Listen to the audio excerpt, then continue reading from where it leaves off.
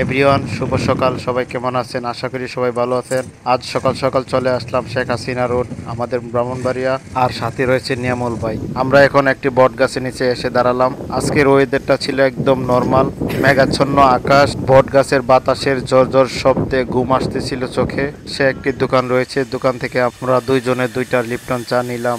এই বট গাছের নিচে রং চা আর বাতাসের শব্দের ঝলকানি শুনে অনেক ভালো লাগে। এক কাপ চা খেতে খেতে মুডটাই চেঞ্জ হয়ে গেল, অনেক ভালো লাগলো। সবাই আসতে পারেন এখানে, সকাল সকাল আসলে অনেক ভালো হবে এবং সুন্দর লাগবে। পরিবেশটা ছিল একদম শান্ত সুন্দর। চা খেতে খেতে হঠাৎ দেখলাম বেড়ার পাল চলে আসলো আমাদের চায়ের দোকানের পাশে। দূরে এসে দোকানদার ভাই তাদেরকে তাড়িয়ে দিল। চা শেষ করে রাস্তার পাশে দাঁড়ালাম, হঠাৎ দেখলাম বড় একটি ট্রলার আসলো। সে ট্রলারের মধ্যে ইট বোঝাই করে নিয়ে যাচ্ছে। অনেক সুন্দর একটি পরিবেশ। তারপর দেখলাম বট গাছের ঝনঝন বাতাসের শব্দ, আহারি কতই না ভালো লাগে। এমন সুন্দর দৃশ্য আসলে কোথায় পাওয়া যাবে বলেন তো? রাস্তা দিয়ে যাওয়ার সময় হঠাৎ দেখলাম তিনটি ভাই একসাথে বসে দিয়ে মাছ ধরছে। আমরা ভাবলাম, না, আমরাও তো বড়শি দিয়ে মাছ ধরার প্ল্যান আছে, আমরা দেখি তারা কি মাছ ধরে এবং কিভাবে মাছ ধরে। তাদের সাথে আমরা বসলাম, বসে মাছ ধরা দেখতে শুরু করলাম। গিয়ে দেখলাম ভাইগুলো পরিচিত ভাই। ভাইদেরকে জিজ্ঞেস করলাম, ভাই কি মাছ ধরে? ভাই ওরা বললো যে পুঁটি মাছ ধরে, বড় বড় পুঁটি মাছ।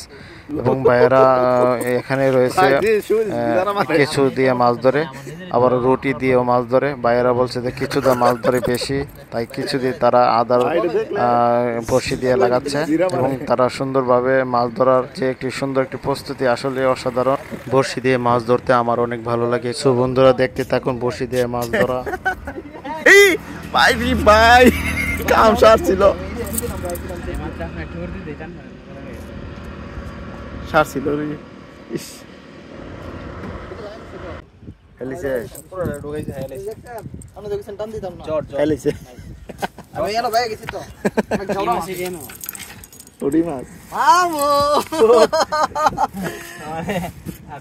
দেখ আমরা এক লগে মিলছে, তোরটা হেলিছে আমারটা হেলিছে, যদি না মিলতো তাহলে আমি দিতাম না, করতাম। বেশি বেশি ইলে বুঝতে, বেশি বেশি এলে কাট পড়ে যাবো, কাপড় যাবো।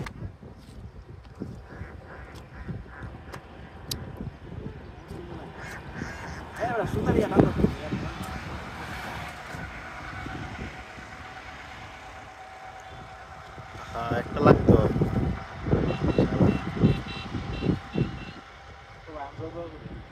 ও, একটা তো লাগতো।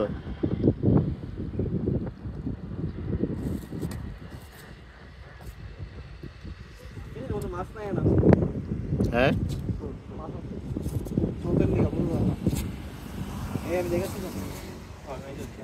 মাছ ছোট ছোট যখন টুকুর দেয় না, ওইটি বোঝা যায় না পানির ঢেউয়ের কারণে। যখন তোলে নেয় তখন এনে উপরে আস্তে করে ওঠে।